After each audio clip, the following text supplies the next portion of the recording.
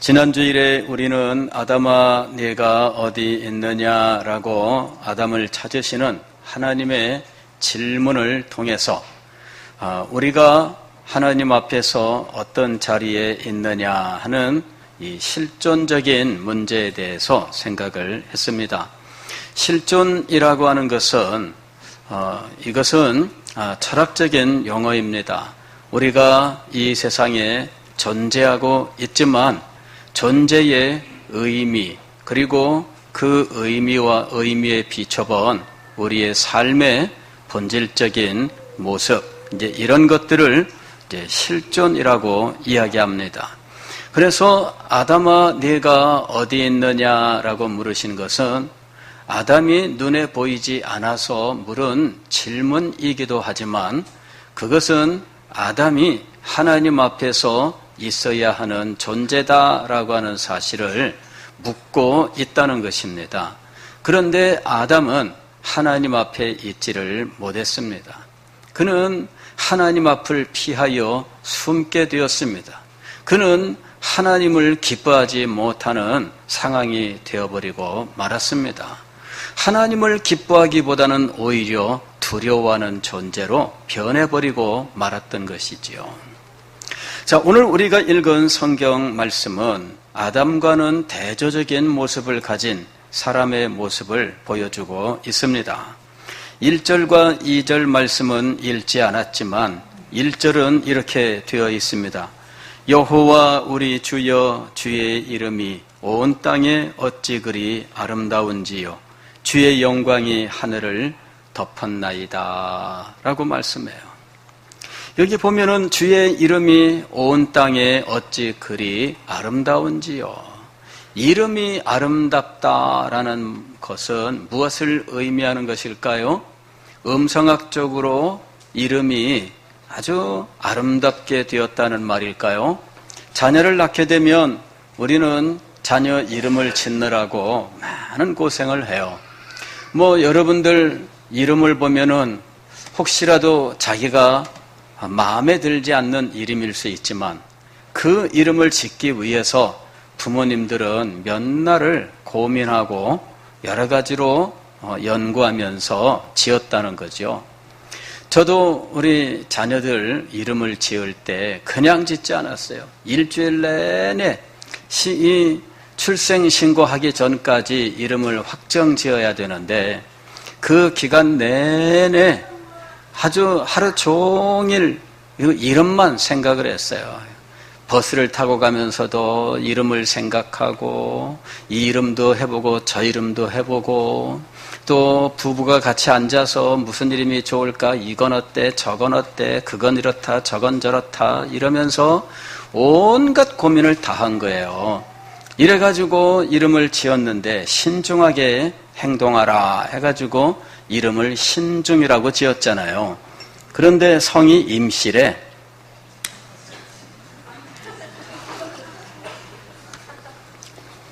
그런 경우가 있어요. 그죠?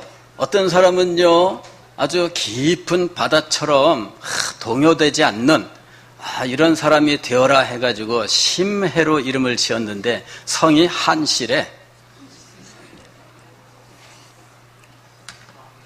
자, 이름을 지을 때 정말 신중하게 짓잖아요. 그래서 우리가 이름을 부를 때에는 정말 부르기에도 좋고 듣기에도 좋은가, 또 그 의미는 어떤가 이런 것들을 다양하게 생각해서 이름을 지어요. 그리고 마침내 이 이름이 좋다 이렇게 결정짓게 되는 거죠. 자, 하나님의 이름이 아름답다라는 것은 이와 같이 인간적인 차원에서 그 발음이 좋고 혹은 의미가 좋기 때문에 아름답다고 하는 것인가? 아니면은 또 이름 짓는 또 다른 방식이 있어요. 이런 어떤 방식이냐면은 전통적인 방식이었는데 성명학에 따라서 짓는 방식이에요. 성명학이라고 하는 것은 뭐냐면은 이름이 그 사람의 운명을 결정한다라고 하는 이런 학문이라고까지 말하기는 좀 그런데 그것을 성명학이라고 부르는 거예요. 이름이 그 사람의 인생, 운명을 결정한다. 그래서 이름을 잘 지어야 된다. 그런 이야기죠. 이래서 이름 짓는 방식이 있어요. 천격, 지격, 인격, 총격 해가지고서는 그 각각 글자의 획수를 글자를 이제 정하고 그 다음에 획수를 따져서 그것을 놓고 이 사람의 초반 운이 어떻고 중반 운이 어떻고 말년 운이 어떻고 재물은 어떻고 학문은 어떻고 막 온갖 것을 따져가지고 이름을 짓는 거예요. 가끔씩 보면은 기괴한 이름들이 있죠. 그게 부르기나 듣기는 불편해도 성명학적으로는 기가 막힌 이름이라고 하는 거예요. 그것이.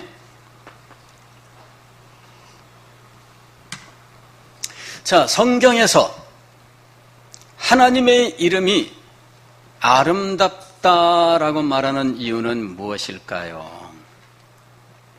하나님의 이름이 그 영광이 온 땅에 충만하다고 말하는 이유는 무엇일까요? 그것은 3절 이하의 말씀 때문이에요. 시인은 하나님께 대한 깨달음이 있었고 하나님에 대한 깨달음 때문에 하나님께 대하여 남다른 감정을 가지게 되었어요. 하나님께 대한 깨달음이 하나님께 대하여 남다른 감정을 갖게 하고 그의 감정이 하나님의 이름을 그렇게 아름답게 듣게 된 거예요. 하나님이 어떤 분인지를 알고 보니까 하나님께 대하여 내가 평소에 가지고 있던 마음이 아닌 전혀 다른 감정을 가지게 되었고 그 감정으로 하나님의 이름이 너무나 아름답더라 하는 자리에 이르게 된 거죠. 자, 그러면 시인은 어떻게 해서 그런 자리에 이르게 되었을까요? 첫째로 온 천지 만물은 하나님께서 창조하셨다 하는 사실을 깨달은 거죠. 그는 밤하늘의 하늘 별을 바라보면서 밤하늘의 그 아름다운 모습 앞에 감동을 받았어요. 지금 우리는 도시에 살고 있기 때문에 하늘을 바라보았자 별달리 보이는 게 없어요. 예전과 달리 하늘의 별들이 빛이 죽은 것이 아니라 우리 주변의 빛이 너무나 밝아서 우리 눈에 별빛 이외에 다른 빛들이 너무 많이 들어오고 있어요. 그래서 별빛이 잘 안 보이는 거예요. 오늘날도 주변에 가로등이나 가정집에서 나오는 전등의 불빛이 없는 시골에 가면 하늘의 별이 그렇게 많았는 줄 참으로 깜짝 놀라게 돼요. 하늘의 별들이 점점이 박혀 있는데 하늘 이쪽에서 저쪽으로 하얀 별무리가 쫙 지나가고 있어요. 그게 뭐예요? 은하수예요, 은하수. 이 은하수가 하늘 이 끝에서 저 끝으로 쫙 지나가는데 그 주변으로는 온 하늘이 별들로 수놓아져 있다는 거죠. 그걸 보는 사람마다 감탄을 금할 수가 없죠. 이야, 정말 아름답다. 여러분, 시인이 지금 여기서 주의 손가락으로 만드신 주의 하늘을 보니까 너무나 아름다워요. 하늘을 더 깊이 연구해 보니까 너무나 놀라워요. 사람들은요, 지금 이 하늘을 보면서 온갖 상상을 지금 하고 있는 상황입니다. 하늘을 보니까 너무 아름다운데 망원경을 발견하고 보니까 그렇게 토끼가 이 떡방울을 찢는 달나라에 토끼는 없고 그냥 점점이 곰보더라 이걸 발견한 거죠.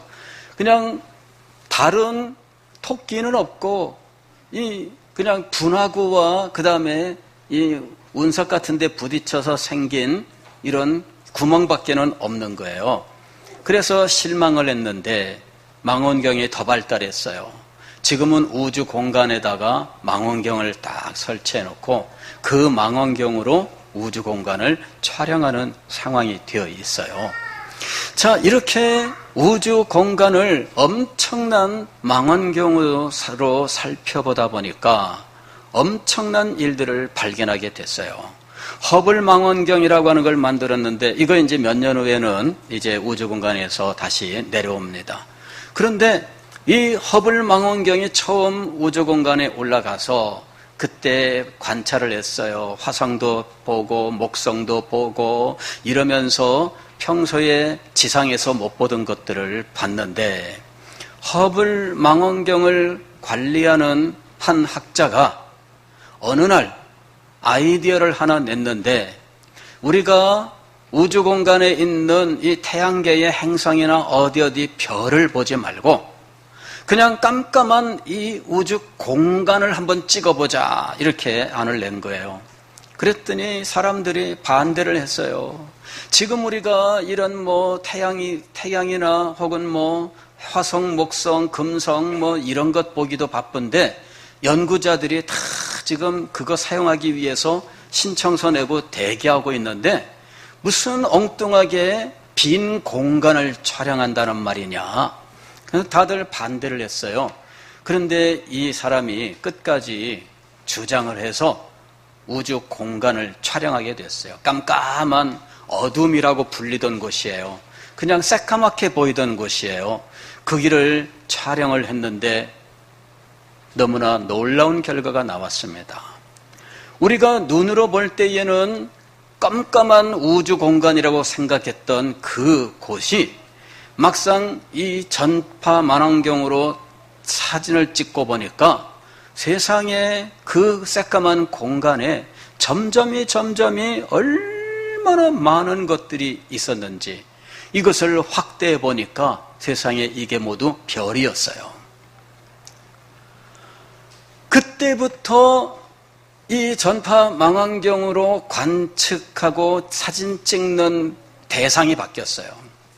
그전에는 별에 집중을 해서 사진을 찍었는데 지금부터는 공간을 찍기 시작을 했어요. 그리고 이 공간마다 그 찍힌 별들을 이제 검토하기 시작을 했는데 우주 공간이 얼마나 큰지 우리가 눈으로 볼 때에는 이렇게 새까만 이 공간이 알고 보니까 엄청난 곳이라는 사실을 알게 된 거죠. 그러면서 인간이 온갖 상상력을 하기 시작을 했어요. 지금 인간이 가지고 있는 기구를 가지고는 최대한 130억 년, 150억 년 전의 별빛밖에는 관측을 할 수 없는데 우주는 그러면 그 정도 크기냐? 그렇지 않은 거죠. 그보다 더 클 것이다. 그러면 우리가 관측하지 못하는 너머에는 뭐가 있느냐? 그리고 우리가 살고 있는 이 현재의 우주 이것이 전부냐? 그 밖에 또 우주가 있느냐? 이제 온갖 종류의 상상과 이설들이 등장을 하면서 현대 물리학은 그야말로 춘추 전국 시대가 되어버리고 말았어요. 온갖 상상들이 가설이란 이름으로 발표가 되고 이런 것들이 이제 난무하는 시대가 되어버린 거죠. 그런데 믿음을 가진 사람들은 이런 관찰 앞에서 하나님이 얼마나 크고 놀라운 분이신지를 알게 돼요. 그러면서 하나님께서 이 엄청난 우주 공간 속에 지구를 두시고 이 지구에 인간을 창조하시고 우리를 살게 하셨다는 것이 너무나 신기하기 짝이 없는 거예요. 여러분, 어떤 사람들은 이 우주에 지구와 같은 환경을 가진 행성이 수없이 많이 있을 것이라고 이야기를 해요. 천문학자들은 당연히 그렇게 주장을 하고요. 그 사실들을 믿는 사람들도 많아요. 저도 그럴 수는 있다고 생각을 해요. 그러나 그곳에 과연 인간이 있느냐라고 하는 것이죠.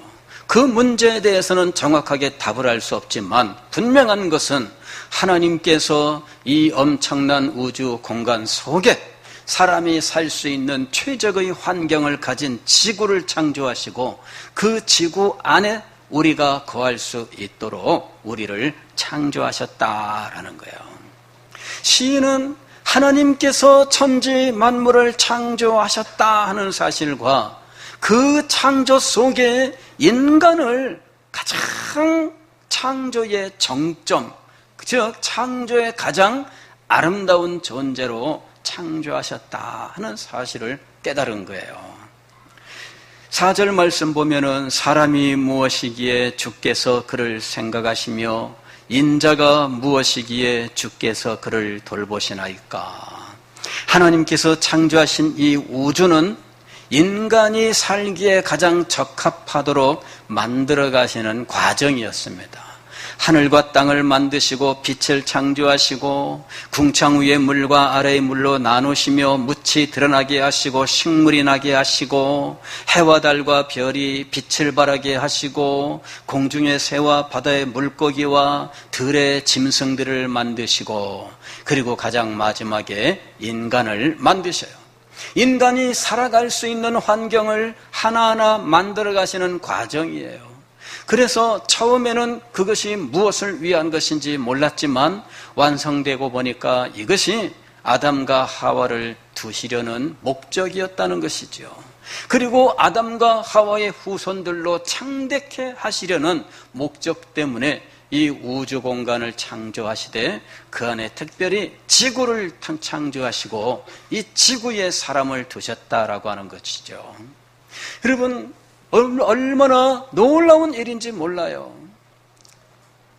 그리고 이 사실을 알게 되면 우리는 자연을 숭배하는 일을 할 수가 없습니다. 어떤 사람들은 나무를 섬기고 돌덩이를 섬기고 비와 바람과 무슨 이런 것들을 섬겨요. 그런 것들이 인간보다 더 대단하게 보이는 거예요. 여러분, 저는 그 나간읍성이라고 하는 곳에 가서 굉장히 큰 나무를 봤어요. 그 나무를 구경하려고 갔는데 가까이 가니까 거기에 무슨 오색 무슨 그 띠를 둘러 놓았는데 그리고 그 앞에 초 같은 거 녹은 흔적들이 많아요. 알고 보니까 밤에 기도하러 오는 사람들이 있는 것이에요. 구슬하러 오기도 하고. 왜 그럴까요? 그 나무가 몇백 년 된 나무거든. 나무가 몇백 년 됐으면 사람들은 신으로 섬기는 일이 있어요. 또 돌이 이상한 모양으로 생기면 그걸 또 섬기는 일들이 있지요. 여러분, 자연이 과연 인간의 숭배를 받아야 되는 신적인 존재인가 하는 거예요. 자연의 어떤 물건들을 섬기던 곳에서 자연 그 자체를 신으로 섬기는 일도 있습니다. 이런 것들은 범신론이죠. 자연 그 자체를 신으로 섬기는 거예요. 그리고 인간도 자연의 일부이며 자연에 속하기 때문에 인간이 신이다. 이제 이러는 자리에 나가는 것이죠. 하나님이 우주 만물을 창조하셨다라고 하는 사실을 알게 되면 자연을 숭배하는 일이 얼마나 어리석은지를 알게 돼요. 두 번째로 하나님은 인간을, 자연을 정복하고 다스리도록 하나님의 권세를 위임하신 거룩한 존재다라고 하는 것이죠. 인간이 사명을 받은 존재라는 거예요. 인간은 이 일을 위해서 하나님의 형상으로 지음을 받았는데 그는 지혜가 있고 능력이 있고 그리고 이것을 발전시키는 사명을 받았다는 거예요. 아담이 짐승들을 하나님께서 그 앞에 하나하나 지나가게 하실 때 이름을 짓잖아요. 코가 긴 짐승이 지나가니까 코끼리, 그게 짐승이 코끼리가 된 거잖아요. 자, 이 이름을 짓는 게 얼마나 힘들고 어려운지 몰라요. 그리고 이름 짓는 이것이 학문이에요. 학문이라고 하는 것은 다른 게 아닙니다. 이것을 연구하고 또 이것을 이제 최종적으로 결론을 내리면 이것을 학문적으로 발표하는데 발표할 때는 이 전체의 사실을 항상 이름을 지어서 발표하게 됩니다. 이름을 지어서 발표하게 돼 있어요. 이름이 없으면 자기가 연구한 것이 역사 속에서 사라지고 말아요. 그렇기 때문에 모든 학문은 이름을 짓는 것이에요. 이름 짓는 것이 학문의 최종 마지막으로 하는 일이에요. 그리고 이름들을 보존해 두어야 학문이 발전하게 돼 있습니다. 즉 아담이 동물들의 이름을 짓는 이 행위는 엄청난 지적 행동이었어요. 여러분, 이름을 짓는 이것이 여러분 사실은 이걸 체계적으로 분류한 것이 역사 속에 얼마 안 돼요. 여러분, 르네라고 하는 사람이 이 분류학이라고 하는 것을 만들게 되는데 결국은 뭐냐 그러면은 이름을 짓는 것이 분류학이에요. 이름을 짓는 거. 이 이름을 잘 지어서 분류를 해 놓는 것이 이게 학문이에요. 아담이 받은 이 학문의 능력, 이것은 아담이 이 땅에서 발전시켜야 하는 문화 명령을 의미하는 거예요. 왜 이 세상에 수없이 많은 생명체가 있지만 문화를 건설하는 존재는 사람밖에 없을까요? 이거는 진화론으로는 설명할 수가 없어요.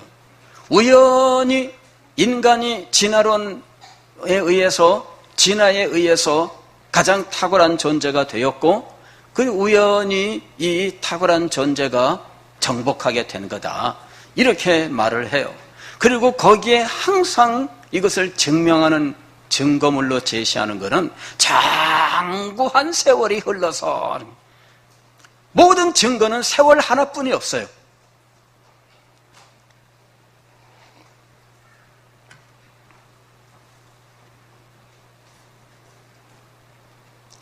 인간이 이 세상의 모든 생명체 가운데 유일하게 문화를 가지고 있는 이유가 무엇일까요?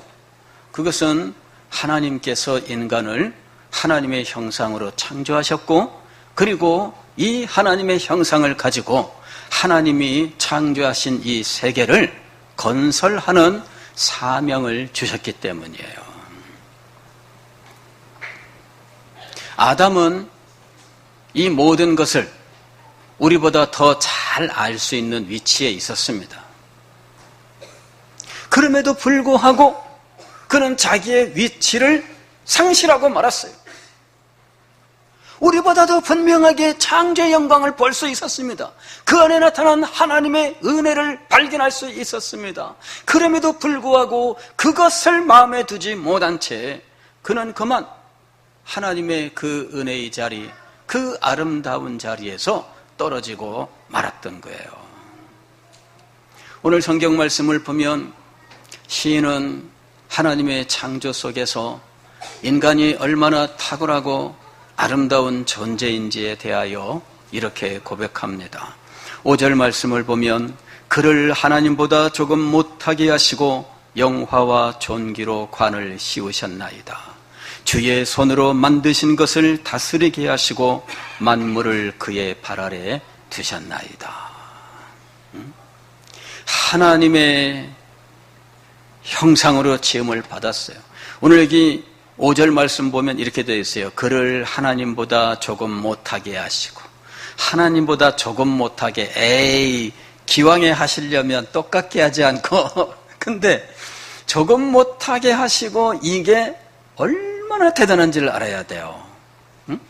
시인은 이 하나님보다 조금 못하게 하시고 하는 것이 얼마나 대단한 것인지 그 다음에 설명하고 있어요. 영화와 존귀로 관을 씌우셨나이다. 영화와 존귀, 이것을 조금 더 설명하는데 6절에 주의 손으로 만드신 것을 다스리게 하시고 만물을 그 발 아래 두셨습니다. 하나님께서 행하신 창조의 역사, 우주 만물을 보면서 그 안에서 하나님의 영광을 발견해요. 그리고 하나님의 지혜, 하나님의 솜씨, 하나님의 마음씨를 깨닫게 되었습니다. 그리고 이와 같은 지혜와 마음씨와 그 모든 솜씨가 인간에게로 향하였다라고 하는 사실을 이 시인이 깨닫게 된 거예요. 그래서 하나님의 이름에 대하여 유별난 마음을 가지게 된 겁니다. 예전에 제가 학생 시절에 영어를 공부하면서 보았던 한 글이 있는데 거기에 이런 말이 있어요. I, 영어의 나죠, 나. You, 영어의 너입니다. I와 you 사이에 관계를 표현하는 5가지 단어 해가지고 글이 있었어요. 첫 번째 단어가 뭐냐면은 admire예요. admire. admire는 뭐냐면은 이거는 감탄하는 거죠. 그 사람을 볼 때 오, 너 참 대단하구나 이거죠. 이게 admire예요. 그래서 I admire you 하면은 나는 너에 대하여 정말 진정으로 감동을 받았다는 거죠. 자, 이것이 관계의 시작이라는 거예요. 관계의 시작. admire가 있어야 된다는 거예요. 사람들이 최근에 BTS 굉장히 요새 인기잖아요. 전 세계적으로 엄청난 센세이션을 일으키는데 부산에도 온답니다. 여러분 기뻐하십시오. 예. 다음 주에. 근데 이 BTS에 빠지게 된 사람들이 처음에 가지는 마음, admire. 그 사람들 잘생겼다. 사람들이 그래요. 잘생겼다. 그 다음에 춤을 잘 춘다. 칼군무다. 이러면서 온갖 것들을 다 이렇게 이야기를 해요. 그러니까 이 admire부터 시작하는 거예요. admire. 그 사람에 대해서 관심이 없었는데, 말소리가 들리는데 목소리가 너무 이쁜 거예요. 탁 보고서는, 목소리가 이쁘네요. 하여튼 뭔가에 소위 우리가 말하는 꽂힌다라고 하는 일이 일어나야 되는 거죠. 두 번째 단어는 뭐냐면은 like예요. like는 뭐예요? 좋아한다. I like you. admire부터 like가 일어나는 거예요. 감탄을 하면은 좋아지게 되는 거예요. 예. 세 번째는 뭐냐면은 respect. 존경합니다. 존중합니다. 이러는 그 respect 단계가 되는 거예요. 그 다음에 respect을 넘어서게 되면 love가 되는 거예요. I love you. 다섯 번째는 뭐냐면은 I need you. 필요합니다. 이렇게. 그래서 제가 그걸 읽은 지 벌써 40년이 넘었어요. 근데 지금도 기억하고 있습니다. I admire you, I like you, I respect you, I love you, I need you.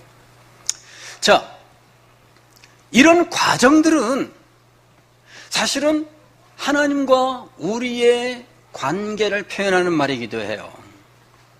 시인이 하나님이 창조하신 우주 만물을 보면서 하나님께 대하여 admire, 그리고 우주 속에서 나에 대하여, 인간에 대하여 하나님이 어떤 계획을 가지고 이 창조물로 창조의 정점이 되게 하셨는지 admire가 나오는 거예요.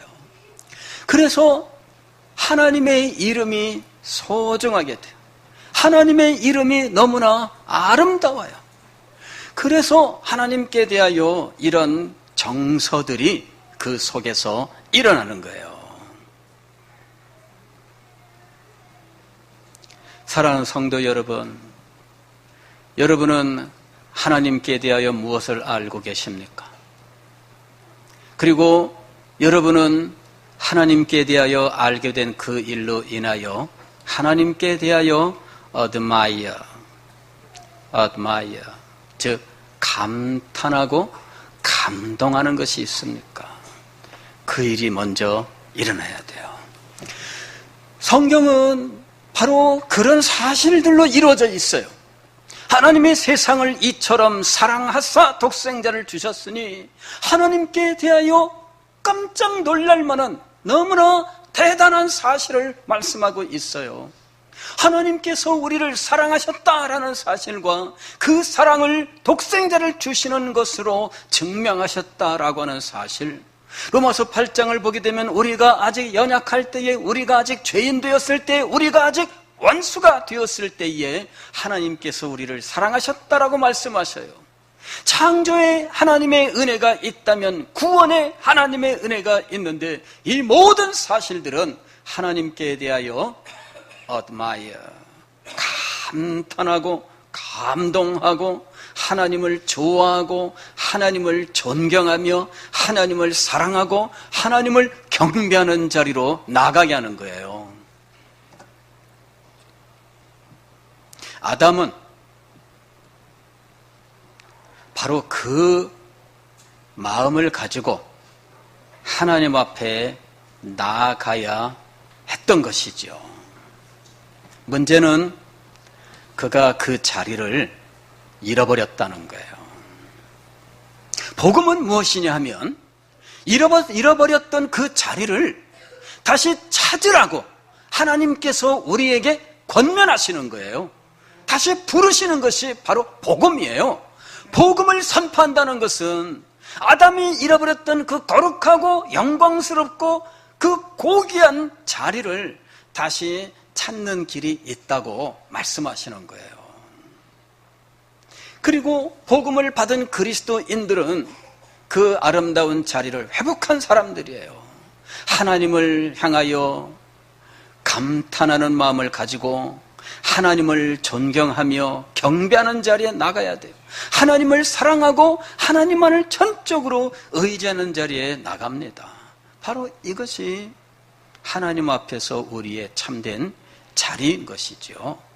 이 자리를 우리가 회복하였으니 하나님 앞에 모여서 예배를 드리는 거예요.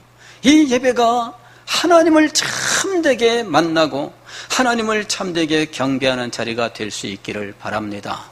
하나님께서 이것을 우리에게 참으로 영광스러운 복으로 허락하신 것입니다. 기도하겠습니다.